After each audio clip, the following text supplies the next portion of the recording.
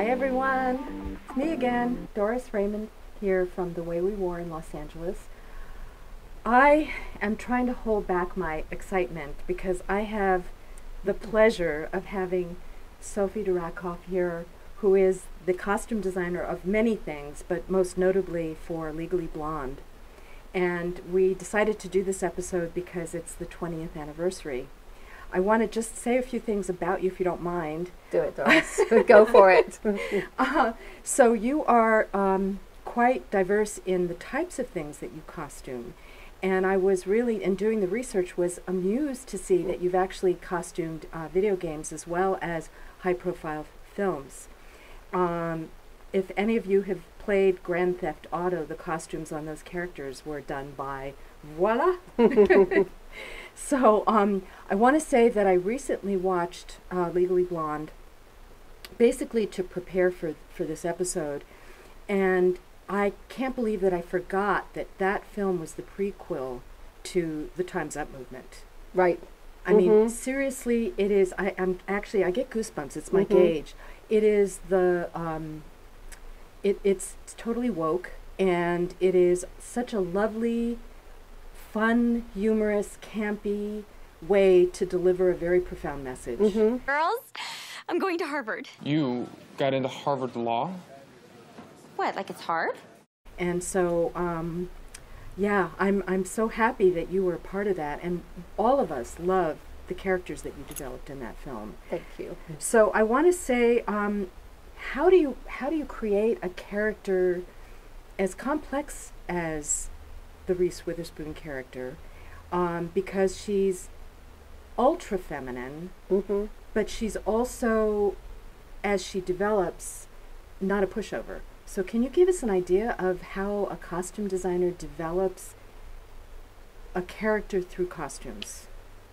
I think the common thread with all of us as costume designers are that we are inspired by the script on the word in the page. And so, you know, as always, you begin with the script, and then for me, I feel that my job is a visual interpretation of what that character is and bringing it to life visually in a way that serves the story.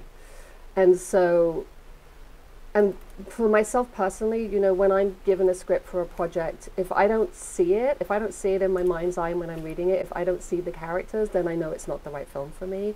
And so I'll pass and I won't do the meeting, and I'll just, you know, it's meant to be for somebody else. And so you have all these pieces which I think are a jigsaw puzzle, and then you start to slot everything together in the service of the story with the tools that you have at hand, you know, and this can be a much longer conversation about what that is, but it really is about, for me, my interpretation of a character that's on a page and bringing it to life in the way that I think will translate, that is true to the story. I mean, that's kind of the best way that I can put it. But so much of it is subliminal as well as overt. So, you know, I'll, for example, well, I don't know if the Selma Blair character was very kind of introverted in the beginning, but a mean introvert. And as she blossomed into this character who realized that she was wrong, she became more beautiful, and, you know, so there are ways that you did that really expressed her personality without her even opening her mouth. I mean, that's part of the job, you know. It's like you have, you know, some characters soften, you know, over the course of a story, some harden, you know, you have to find what you think the journey is and then visually represent that journey. So you take, you know, like you take a character like Elle, and she starts in one place as a Los Angeles, you know, seemingly vapid, you know, very feminine character, and then she moves to this world and she goes to college and then she gets the internship, and so she becomes more and more empowered as the film progresses. So, you know, and then you make your choices about how you're going to do that, and then you make your choices about how you're going to do that within the world that you are trying to create. And so the same thing with Selma's character. She starts off as this much kind of like bitchy, meaner, like more classic mean girl, and then she too becomes, you know, a part of this. I mean, it was very interesting about you saying it's a Me Too story, because we didn't have that language back then, but that Right. really is what it is. You got into Harvard Law? What, like it's hard? You know, and I think it's why that movie particularly resonates for so many decades and resonated with so many young girls, you know, Right. like 20 years ago when it came out, who are now young women. And now everybody has the language, but they didn't back then. So back then it was about female empowerment. You know, that was the umbrella kind of banner for it. And so that's these are kind of like the avenues that you walk to get where you need to go. You had so many incredible, I mean, standout outfits. I forget which magazine, but recently they did 20-year anniversary Yeah. of, and how the fashion still is relevant. Mm-hmm.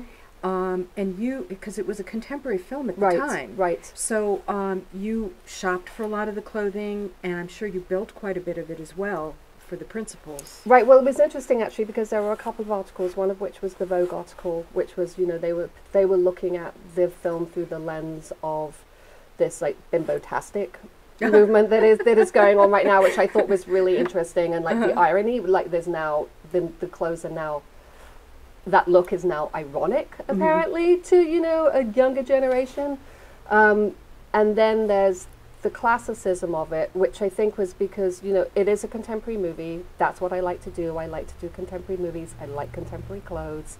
You know, I like to be able to relate to the characters. You know, and this movie was 20 years ago, and I was a lot younger back then. And I was coming from the music video world. That was my background. I was a music video stylist. Oh, that's very interesting. Before I was a costume designer. And so I had come from a world of like color and fashion and not taking things too seriously. And so we shopped a huge amount of it. And then, but there was another article that broke down all the costumes in the movie, which was fascinating because I'd forgotten half of them. And then I was looking at them and I was like, oh yeah, I built that and I built that and I built that, you know, and it was interesting to look at it with context through somebody else's eyes to see what the pieces were and how they were interpreted by somebody else. That's so cool.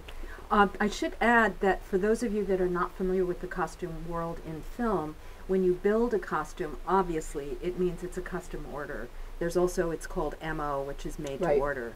So, but just for those of you that think, belt? What does that mean? That's what it means. That's the lingo. Great. I'm wondering, now that you looked at that on the in the magazine and the breakdown, what do you feel about the costumes that you created 20 years later?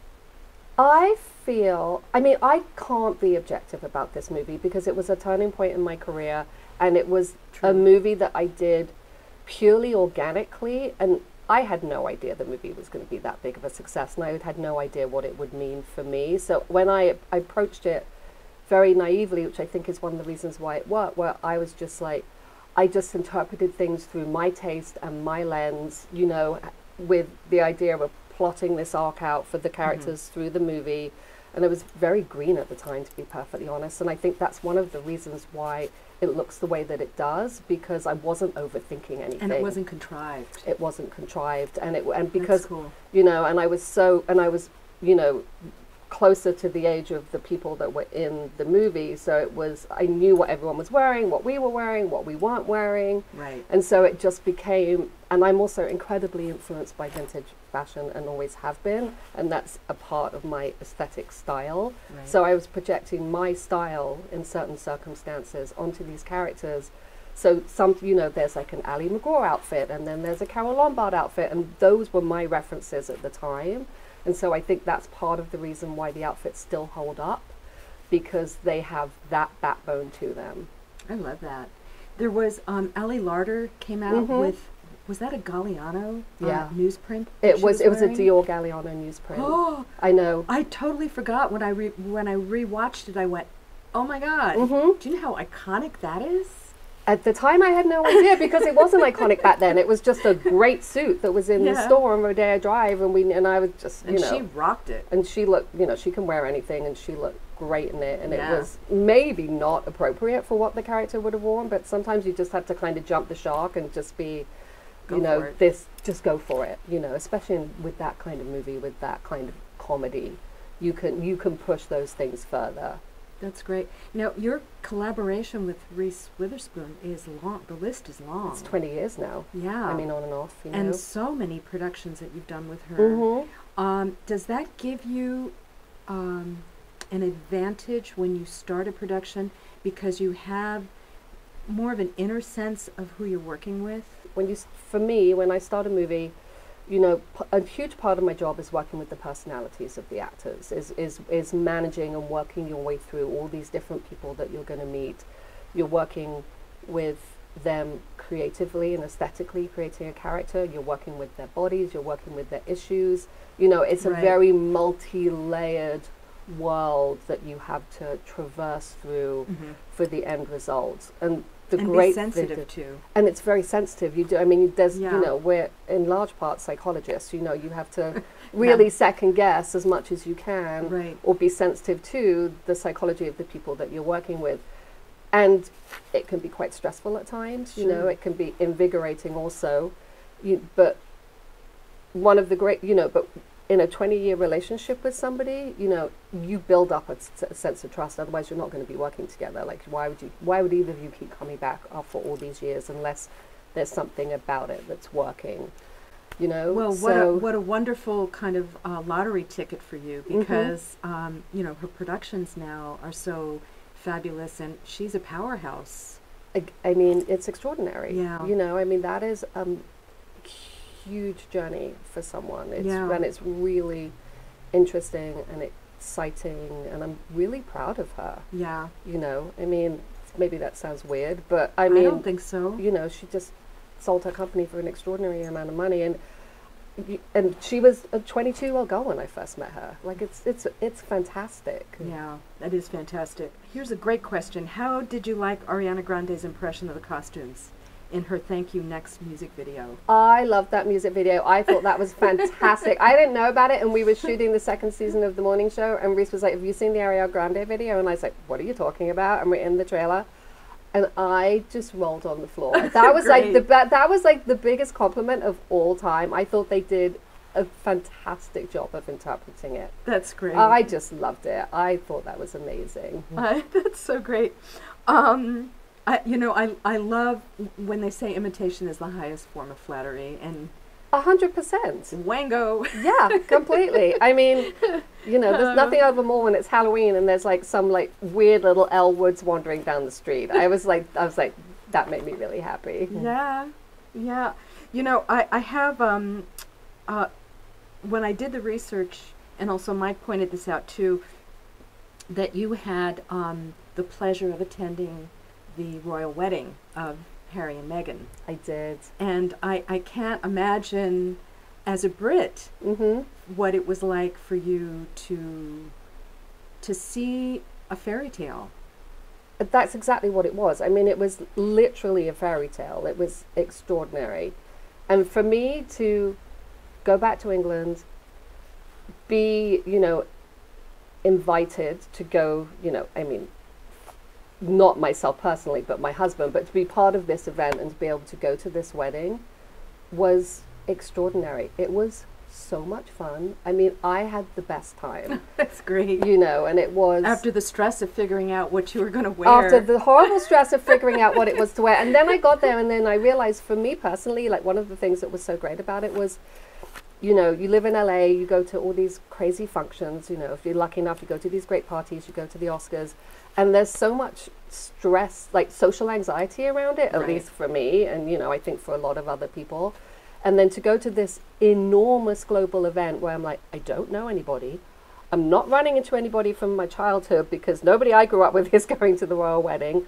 Everybody who's here from Los Angeles is so far and above and beyond me. I was just able to just completely be in the moment and enjoy it for exactly what it was without feeling that I needed to insert myself into it in any way. That's great. And it was a really, really fabulous feeling. And it was, you walk down that alleyway and literally the bluebirds were flying around and the bells were chiming and people were waving their little flags. And I was like, it's a fairy tale. perfect weather. It was perfect. Yeah. Everything was perfect. That's so and great. it even smelled good. I was like, where are we? I was like, okay.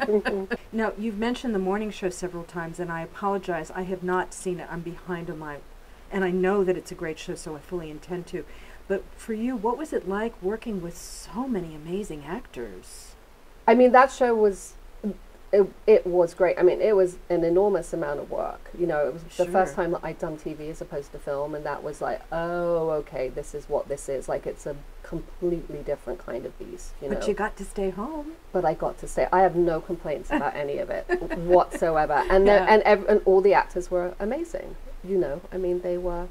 It was, you know, it was Reese, Billy Crudup, Marsha Gay Harden, you know, and then all these, you know, super interesting people like, you know, character actors that came in, and it was, and that show was great. Like, everybody on it was great, and all the actors were really interesting to work with, because a lot of them were character actors, and so they were really about character, and so you could like get in and really do some good work with them in the fitting room, in the fitting, and then and plant the seeds that you could then take that, you know, I could then take that forward for the rest of the season. I ended up building a fair amount of stuff for Reese, particularly the suits, the pantsuits towards the end, because I was working in a very specific palette, so that was partly, you know, about not being able to find what we needed. You know, with those kind of shows, at least for me, it's very hard. You're moving at such a pace, and we didn't get the scripts until very, very late. You don't have the time to build unless you know what's coming up. I mean, there were things in episode 8, which was a flashback scene where there were all these dancing girls, and, you know, we knew that was coming, so we had the time to build that. But it was, a lot of it was chopped, was sourced organically from various places. Can you just address to the viewers the whole concept of palette, and how you have to, it's collaborative, and how important palette is to visually impact the audience? Palette is incredibly important for me. I mean, I think, you know, talking with many of my designer friends, we seem to kind of operate in a world whether you're more drawn towards silhouette or you're more drawn towards palette. I am definitely more drawn towards palette, and always have been. And, you know, Legally Blonde was the start of that. And then when I did In Her Shoes with Curtis Hanson, Curtis was very, very insistent on staying within a very strict palette, and you were either on the train or you were off the train. And I was like, I'm getting on this train and I'm doing it your way. This is what you want to do. And I think you can build... What a great exercise. It was a great exercise. It was a very interesting exercise at that point in my career, you know, because it was... Curtis and Carol were like, this is our palette, this is what we're doing, and it was across the board with production design. You know, it affected the lighting, it affected everything, and to have to work within that regiment, I really enjoyed it. Like, that was a challenge that I was like, oh, I can make this work. This is great. I totally get it. I understand this. You know, and I think that, so it's always been a part of what I do, to a point sometimes where, you know, I'll go for a meeting with a director, I'm starting a new project, and they'll know my work, and they'll be like, don't do the palette thing.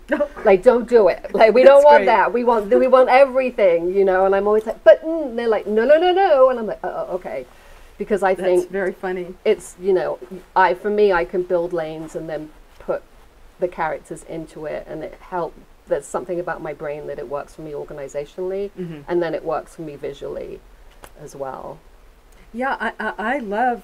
I mean, I get so involved in watching that I don't identify that there is almost a contrived palette, because it just moves so beautifully, like especially Legally Blonde, you know, it was fantastic. Okay, I had to write this down because I want to get this right. So going back to the Time's Up moment in history right now, okay, equity is so important on so many levels, in particular with women in the industry, specifically costume design. Yeah. And I know that this particular channel, my channel, focuses on fashion, and this is fashion related, because so much of the work that costume designers do, you included, has an impact on the fashion that we see on people's bodies. So there was an article just this week in the Business of Fashion about, you're not going to believe this, I don't know if you heard about it. They're coming out with a whole collection of Bridgerton costumes and accessories. And so I actually, because I know Nancy Steiner and Ariane Phillips are very much into equity for the designers. There was no mention of Ellen Moroznik in that article. And so I tooted the horn, sent the article to them and to Bobby as well. And it just burns me, and I can't even imagine from a customer's point of view how there's no not even a percentage. Can you see I'm having a hard time communicating because I'm upset. She should be getting royalty on her designs. So what's your perspective on equity in terms of designs that you create that influence the fashion world a few months later? I think it is shocking that these things are still happening in this day and age. I mean, we've been having this conversation for as long as I've been a costume designer. You know, it comes up again and again and again. And I think, you know, we grumbled about it at the beginning. And then over the years, our voices have got louder and louder. And, you know, over the years, we have worked our way up the ladder in terms of the kind of influence that we have within our projects and on set. And also, I think with digital media, you know, our work is now so much more out there than it used to be. You know, there's so many, and costume designers are now getting identified with the work and are forcing themselves to put themselves more at the front of the conversation, whereas I think historically we tend to recede because we are in a job that is of service a lot of the time, and it was considered inappropriate to make it about yourself. But those days are over now because you can't, you know, I don't know what the details of Bridgerton are, but if Ellen is not compensated and if she is not somehow involved in that conversation financially, then it's outrageous. And why are the studios still doing this? Because for them to invite us to the party and bring us in the scheme of things, you know, it is peanuts. It is a drop in the bucket of what their marketing campaigns are, what their income is from it, you know, and whether or not it's a residual situation or whether or not it's a buyout or if it's a courtesy bonus, like it's got to change. So and what ends up happening is in the contemporary fashion world, if costume designers don't demand compensation, then they're going to get railroaded and run over every single time. And I don't want to make this episode political, but I felt it was important because your work has influenced fashion and contemporary fashion and continues to.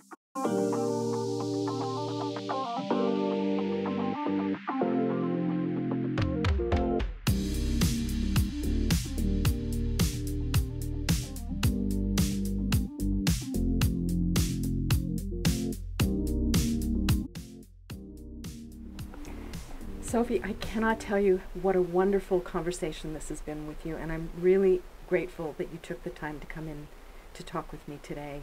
Thank you for having me, Doris. It's been lovely to be here. Thank you so much. My absolute pleasure. And I want to tell you guys, if you enjoyed this, please give us a thumbs up. And we would love to have you subscribe to our channel as well. So do that if you can. We have a few other really exciting episodes in the works, so definitely keep in touch and know that I'm grateful, and I look forward to seeing you sometime in the very near future. Okay, maybe in a couple of weeks. Bye.